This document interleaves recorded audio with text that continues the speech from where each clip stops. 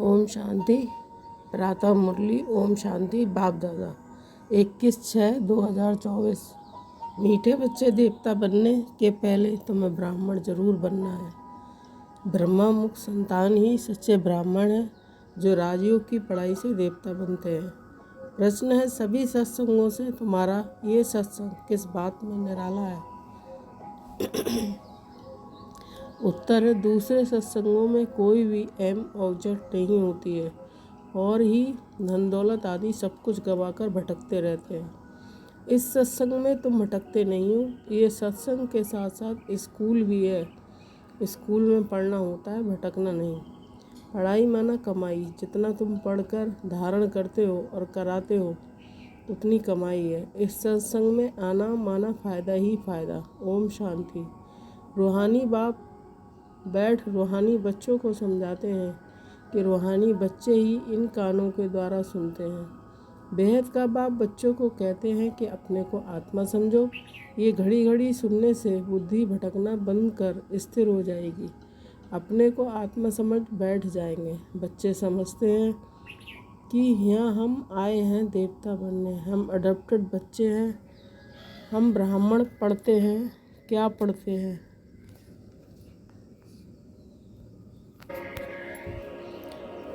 ब्राह्मण से देवता बनते हैं। जैसे कोई बच्चे कॉलेज में जाते हैं तो समझते हैं कि हम अब पढ़कर इंजीनियर, डॉक्टर आदि बनते हैं। बैठने से ही झट समझेंगे। तुम भी ब्रह्मा के बच्चे ब्राह्मण बनते हो तो समझते हो कि हम ब्राह्मण से देवता बनेंगे। गाया हुआ है मनुष्य से देवता। परंतु कौन बनते हैं? हिंदू तो सब देवता नहीं बनते। वास्तव में हिंदू तो कोई धर्म है ही नहीं। आदि सनातन कोई हिंदू धर्म नहीं है। कोई से भी पूछो कि हिंदू धर्म किसने स्थापन किया तो मूंझ जाएंगे। ये अज्ञान से नाम रख दिया है। हिंदुस्तान में रहने वाले अपने को हिंदू कहते हैं। वास्तव में इनका नाम भारत है, ना कि हिंदुस्तान। भारत खंड कहा जाता है, ना कि हिंदुस्तान खंड। है ही भारत। तो उन्हों को ये भी पता नहीं है कि ये कौन सा खंड है। अपवित्र होने के कारण अपने को देवता तो समझ नहीं सकते। देवी देवता पवित्र थे, अभी वह धर्म है नहीं और सब धर्म चले आते हैं। बुद्ध का बौद्ध धर्म, इब्राहिम का इस्लाम, क्राइस्ट का क्रिश्चियन, बाकी हिंदू धर्म का तो कोई है ही नहीं। ये हिंदुस्तान नाम तो फॉरेनर्स ने रखा है। पतित होने के कारण अपने को देवता धर्म का समझते नहीं है। बाप ने समझाया कि आदि सनातन है तो देवी देवता धर्म पुराने ते पुराना। शुरू का धर्म कौन सा है? देवी देवता। हिंदू नहीं कहेंगे। अब तुम ब्रह्मा के अडॉप्टेड बच्चे ब्राह्मण हो गए। ब्राह्मण से देवता बनने के लिए पढ़ते हो। ऐसे नहीं कि हिंदू से देवता बनने के लिए पढ़ते हो। ब्राह्मण से देवता बनते हो। ये अच्छी रीति धारण करना है। अभी तो देखो ढेर धर्म है, ऐड होते ही जाते हैं। जब भी कहाँ भाषण आदि करते हो तो ये समझाना अच्छा है, अभी है कलयुग। सब धर्म अभी तमो प्रधान है। चित्र पर तुम समझाएंगे तो फिर वह घमंड टूट जाएगा। मैं फलाना हूँ, ये हूँ, समझेंगे। हम तो तमो प्रधान हैं। पहले पहले बाप का परिचय दे दिया, फिर दिखाना है कि ये पुरानी दुनिया बदलनी है। दिन प्रतिदिन चित्र भी शोभनिक होते जाते हैं। जैसे स्कूल में नक्शे बच्चों की बुद्धि में होते हैं तो तुम्हारी बुद्धि में फिर ये रहना चाहिए कि नंबर 1 मैप ये है। ऊपर में त्रिमूर्ति भी है, दोनों गोले भी हैं। सत्ययुग और कलयुग अभी इस पुरुषोत्तम संगम युग पर है। ये पुरानी दुनिया विनाश को पाएगी। एक आदि सनातन देवी देवता धर्म स्थापन हो रहा है। तुम हो आदि सनातन देवी देवता धर्म के। हिंदू धर्म तो है नहीं।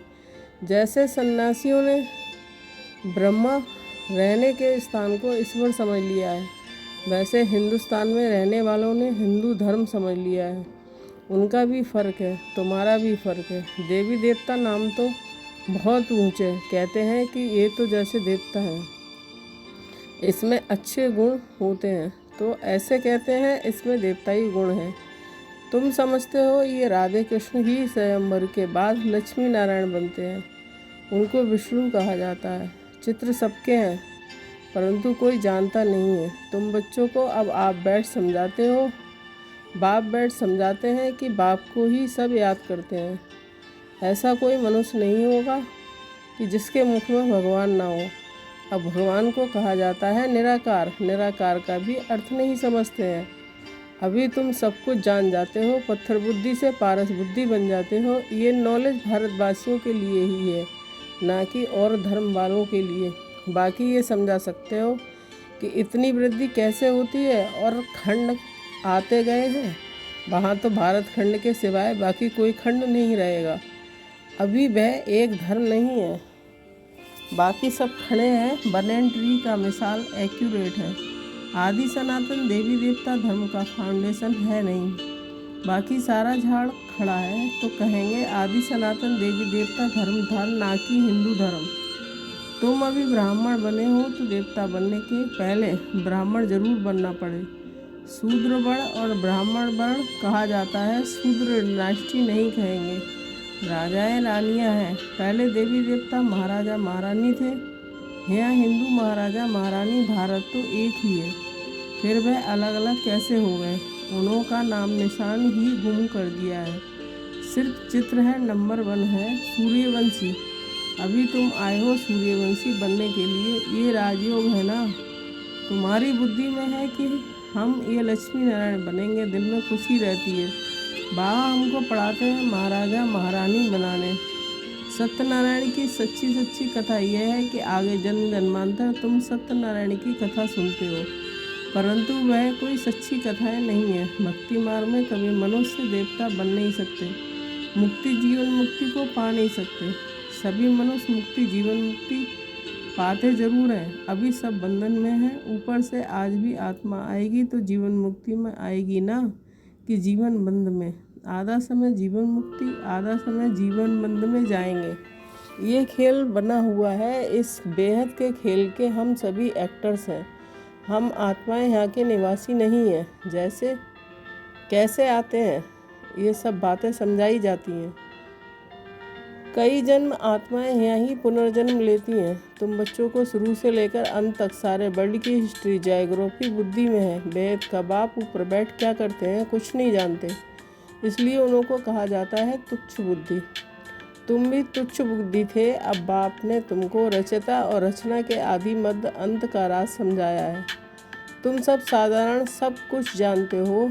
तुम हो स्वच्छ बुद्धि, स्वच्छ पवित्र हो जाता है, तुच्छ बुद्धि अपवित्र ठहरे। तुम अभी देखो क्या बन रहे हो। स्कूल में भी पढ़ाई से ऊंच पद पा सकते हैं। तुम्हारी पढ़ाई है ऊंच ते ऊंच, जिससे तुम राजाई पद पाते हो। वह तो दान पुण्य करने से राजा के पास जन्म लेते हैं, फिर राजा बनते हैं, परंतु तुम इस पढ़ाई से राजा बनते हो। बाप ही कहते हैं कि मैं तुम बच्चों को राजयोग सिखलाता हूँ, सिवाय बाप के राजयोग कोई सिखला नहीं सकते। बाप ही तुमको राजयोग की पढ़ाई पढ़ाते हैं, तुम फिर दूसरों को समझाते हो। बाप राजयोग सिखलाते हैं कि तुम पतित से पावन बन जाओ। अपने को आत्मा समझ निराकार बाप को याद करो तो तुम पवित्र बन जाएंगे, और चक्र को जानने से चक्रवर्ती राजा सतयुग में बन जाएंगे। ये तो समझाना बहुत सहज है। अभी देवता धर्म का कोई भी नहीं है, सब कन्वर्ट हुए हैं और धर्मों में। तुम कोई को भी समझाओ तो पहले बाप का परिचय दो। बाप समझाते हैं और धर्मों में कितने चले गए हैं। बौद्धी मुसलमान आदि ढेर हो गए हैं, तलवार की जोर से भी मुसलमान बने हैं, बौद्धी भी बहुत बने हैं। एक बार ही स्पीच की तो हजारों बौद्धी बन गए हैं। क्रिश्चियन लोग भी ऐसे आकर स्पीच करते हैं। सबसे जास्ती आदमशुमारी इस समय उन्हों की है। तो अब तुम बच्चों की बुद्धि में सारा सृष्टि चक्र फिरता रहता है। तब तक बाप कहते हैं कि तुम सुदर्शन चक्रधारी हो। सुदर्शन चक्र विष्णु को दिखाते हैं। मनुष्य ये नहीं जानते कि विष्णु को क्यों दिया है। सुदर्शन चक्रधारी कृष्ण या नारायण को कहते हैं। ये भी समझाना चाहिए कि उन्हों का क्या कनेक्शन है। ये तीनों ही एक हैं। वास्तव में ये सुदर्शन चक्र तो तुम ब्राह्मणों के लिए है। सुदर्शन चक्रधारी ज्ञान से बनते हो। बाकी सुदर्शन चक्र कोई मारने काटने का नहीं है, ये ज्ञान की बातें हैं। जितना तुम्हारा ये ज्ञान का चक्र फिरेगा उतने तुम्हारे पाप भस्म होंगे। बाकी सिर काटने की कोई बात नहीं है। चक्र कोई हिंसा का नहीं है, ये चक्र तो तुमको अहिंसक बनाता है। कहाँ की बात कहाँ ले गए हैं, सिवाय बाप के कोई समझा ना सके। तुम मीठे मीठे बच्चों को अथा खुशी होती है, अभी तुम समझते हो कि हम आत्मा हैं। पहले ये अपने को आत्मा भी भूल गए तो घर भी भूल गए। आत्मा को तो फिर भी आत्मा कहते हैं, परमात्मा को तो ठिक्कर भित्तर में कह दिया है। आत्माओं के बाप की कितनी गलानी की है। बाप फिर आकर आत्माओं को ज्ञान देते हैं। आत्मा के लिए कभी नहीं कहेंगे कि ठिक्कर भित्तर कण कण में है। जानवर की तो बात ही अलग है। पढ़ाई आदि मनुष्यों की ही होती है। अभी तुम समझते हो कि हम कितने जन्म ये बने हैं। 84 जन्म पूरे किए हैं, बाकी 84 लाख तो है नहीं। मनुष्य कितना अज्ञान अंधेरे में है, इसलिए कहा जाता है ज्ञान सूर्य प्रगटा। आधा कल्प द्वापर कलयुग में अंधियारा, आधा कल्प सतयुग त्रेता में प्रकाश। दिन और रात, प्रकाश और अंधियारे का ये ज्ञान है। ये बेहद की बात है। आधा कल्प अंधेरे में कितनी ठोकरें खाई हैं।